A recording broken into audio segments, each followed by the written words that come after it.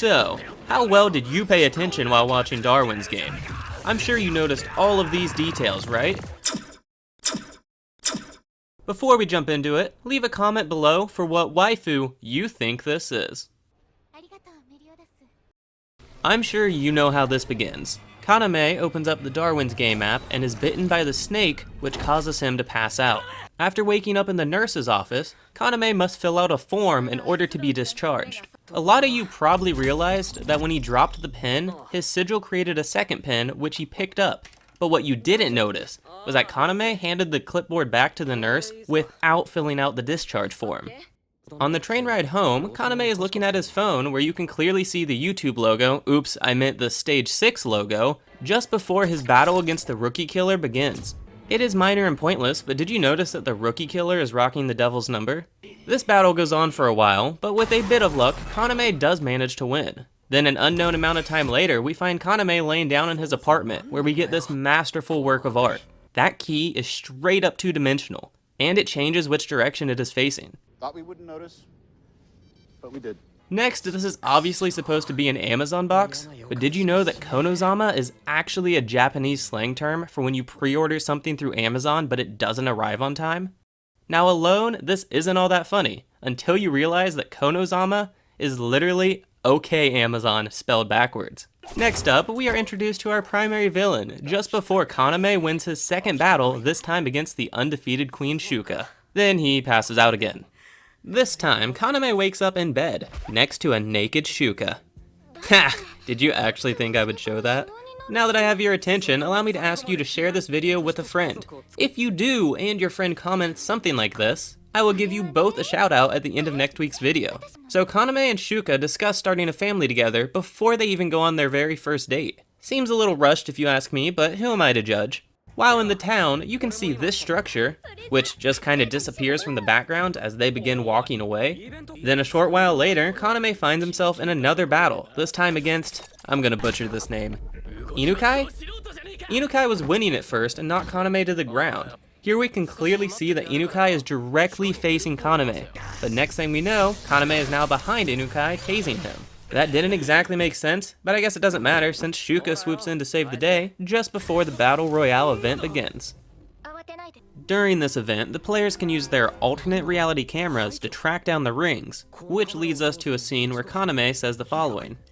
The other players have rings, and they're on the move. Yet, every single ring he looked at through the camera was sitting completely still. In order to increase his chance of survival, Kaname decides to team up with Rain in order to take down the florist.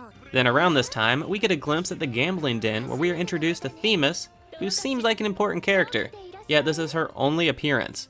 Another thing worth mentioning about the gambling den is that Zulan said the following about Shuka. If she were a man, she would meet the requirements. This is of course foreshadowing about how Zulan is looking for a worthy mate. Anyways, jumping back to Kaname and Rain, we find them having an extended conversation in front of this elevator. And this is the first time I've ever seen an elevator that doesn't close on its own after a few seconds. So Kaname rappels down the building in order to fight the florist man to man. It's an interesting battle, but I'm sorry, a normal human doesn't survive a punch like this. Next, just before dying, Kaname has a conversation with what I think is the source of his sigil. I'm not really sure, but I'm kind of disappointed they didn't expand on it any further. Then with some inspiration from his inner blacksmith, Kaname creates these cool looking CGI bullets, which he uses to incapacitate the florist. Rain finally shows up with her bland looking sniper rifle, which kinda looks similar to when you drop into a game of Warzone and you reach the ground before all the textures can load. And then there's the fact that the lens cover is still closed on the scope. Sadly, I didn't find anything noteworthy in episode 5, but this is when Kaname goes to rescue Shuka, which leaves Ryoji by himself to deal with Sui and Sota.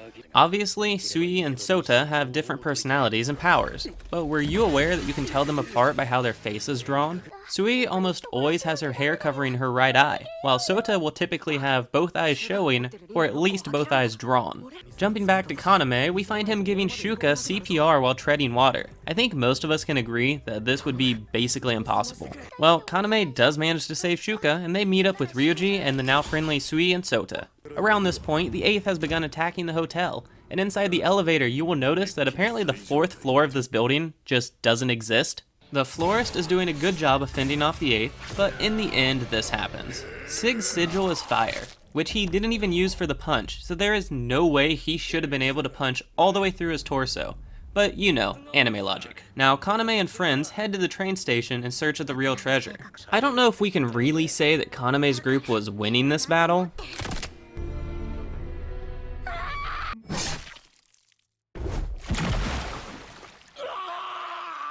But he does manage to snag the treasure. While talking to the game master, we find out that Themis won an event in the past, which once again makes me think she is somebody important to the story of D-Game. Okay, I want your input on this next one, because I'm not sure what to think. Here we have a businessman who supposedly works for the Kanihira Insurance Union. He gives away a life insurance check because the florist died.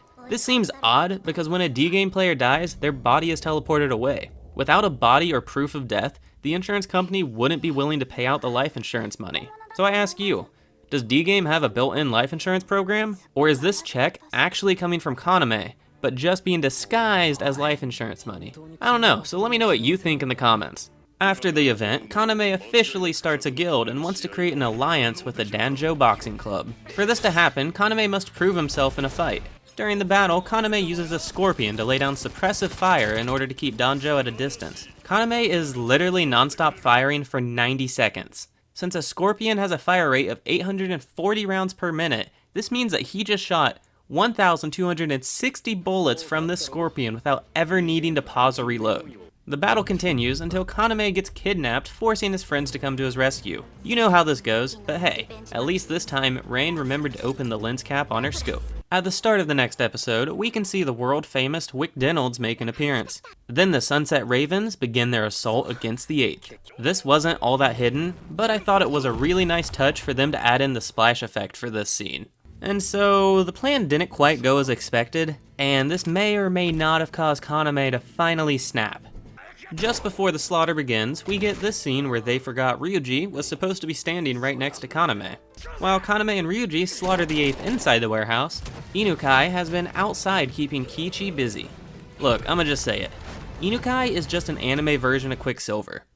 Anyways, the Sunset Ravens use Kaname's privilege to successfully kill every member of the 8th. There is one last detail I want to mention, but first, be sure to like and subscribe for more videos like this one, and let's see if you were able to guess what waifu this is. It's Elizabeth from the 7 Deadly Sins. So, did you realize that after the credits of the final episode, there was a sneak peek at what might be a future season? I'm sure some of you knew about it, but I completely missed it on my first watch of Darwin's Game. Now, be sure to check out some of my other videos just like this one, which should already be on screen. And thanks for watching, everyone. I hope to see you next time.